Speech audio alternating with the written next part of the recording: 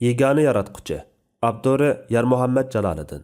Planlag'uchi Sajiya Islom tadqiqot markazi. Mas'ul muharrirlari Dr. Abdul Aziz Rahmatullah. Abduvali Sayid. Korrektor Abduvali Sayid. Bat va muqobil loyihaliguvchi A. Aqxon. Aqida bilan shariat orasidagi munosabat. Islomda aqida bilan shariatning munosabati go'yo bir tub daraxtning misolidir.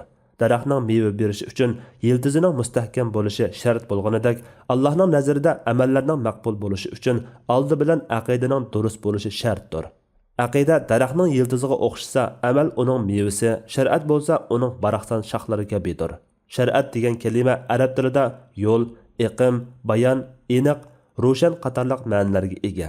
İstilahda bo'lsa, Alloh taolaning bandalar uchun yo'lga qo'ygan belgilamalari va diniy ahkomlardan iborat. Shariat degan kalima hukm jihatdan bir qadar kengri ma'noga ega. Shunga ba'zida u aqida bilan tangdosh ma'noni bildirib kelsa, ba'zida din degan ma'noni, yana ba'zida islom millati degan ma'noni bildirdi. Shariat degan atalg'uning bu xil ma'nolarda kelishi shariat qilib bekitilgan ahkomlarning har xil qaratmaligi bo'yicha ko'z tishlardan kelib chiqqan bo'lib, ahkomlarning bekitilish e'tibori bilan shariat deb atalsa, amal qilish va bo'ysunish nuqtasidan din deb atalgan. Ahkomlarning Alloh tarafidan bekitilganligiga iymon etish nuqtasidan aqida deb atalgan.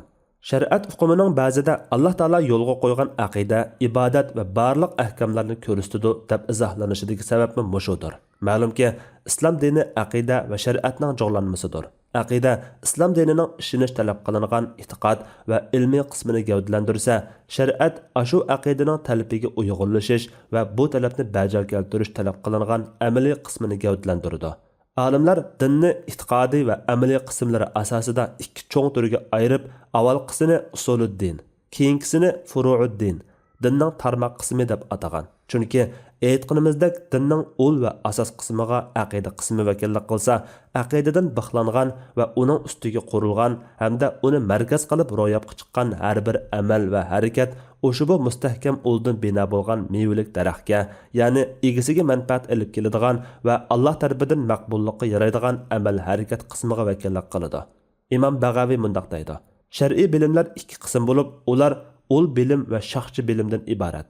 Ul bilim deganimiz Allohni, uning yoki yeganiligini va ism sifatlarini tunish, payg'ambarning barhaqligini tasdiqlashdir. Shu sababdan har qanday mukallafning Allohni ilm asosida bilishi vojibdir.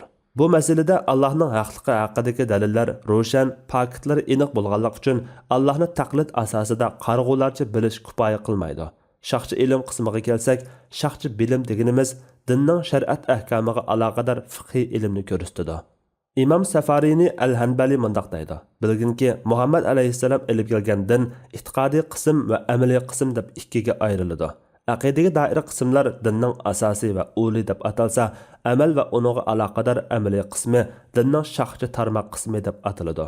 Amalga aloqador bilimlar shariat ahkomlariga doir fiqhiy ilmlarni ko'rsatadi. Chunki shariat ahkomlari faqat shariatni bekituvchi Alloh tarafidan belgilanganlik uchun ahkom so'zi ishlatilganda aqlimizga keldigani amalga doir ahkomlardir.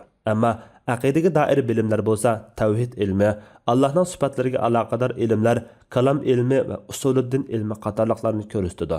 Alloma Sayyid Sabiq mundoq deydi: Islom Allohning Muhammad alayhissalomga vahiy qilgan dinidir. Bu din iman va amaldan iborat bo'lib, iman dinning barliq shariat ahkomlarini qurib chiqadigan aqida va ul qismini ko'rsatadi. Dinning shaxchi qismlari bo'lsa, dinning o'shubu ul qismidan ko'klab chiqqandir. Amal bo'lsa, dinning shariat qismini, ya'ni iman va aqidaga nisbatan shaxchi bo'lgan qismini ko'rsatadi.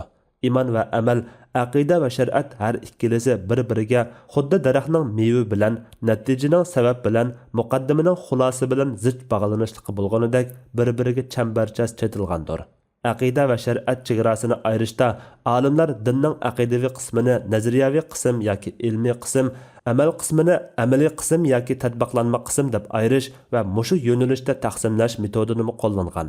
Shayxul Islom Ibn Taymiya o'zining ijtihodiy masalalari haqidagi bayonida o'z fikrini mazkur istiloh bo'yicha taqsimlash metodi asosida izohlab mundoq deydi: Müminlerden haqiqat izlash yo'lida ijtihad qilib, ammo qilgan ijtihodi xato chiqib qolganlarga kelsak, ijtihad qilguvchining xatoligi qaysi darajada bo'lishidan qat'iy nazar, mayli uning ijtihad sohasi nazariyaviy, ilmiy masalalar, aqida masalalari kategorisida bo'lsin yoki amaliy shaxsiy masalalar kategorisida bo'lsin, Alloh kechirib etadi.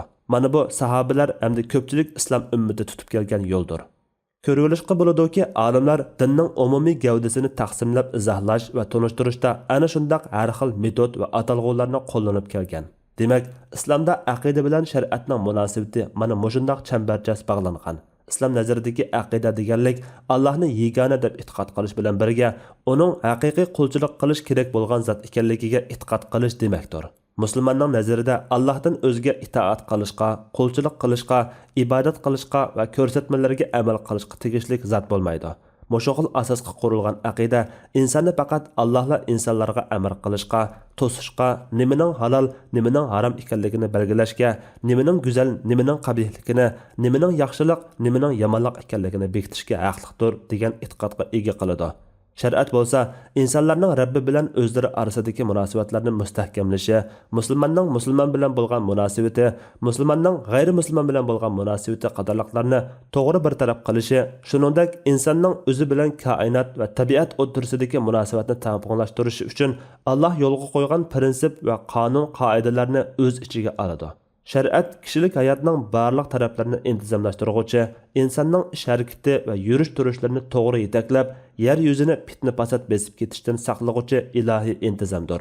Shariat yana insonning Rabbi bilan bo'lgan aloqasini kuchaytiradigan amal, ibodat va axloq qatorliqlarni, siyosiy, ijtimoiy, iqtisodiy tuzumlarni hamda bulardan bo'linib chiqqan va bular bilan bog'lanishliqi bo'lgan barliq narsalarni o'z ichiga oladi. Ana shularning har biri o'z navbatida aqida bilan zich munosabatli bo'lib, shariat o'z ichiga oladigan barliq amaliy ishlarda, axloqiy qimmatlarda aqidadan iborat bilim, ma'rifat, ishonch va tasdiq izchil hamrohdir. Shu vajdan aqidani shariatdan, shariatni aqidadan ayirib qarash mumkinsizdir. Aqidasiz shariat islomda qimmatsiz va e'tiborsizdir. Shariatsiz aqida bo'lsa, o'p-ochiq azg'onlik va gumrohlikdir. Sajiya Islom tadqiqot markazi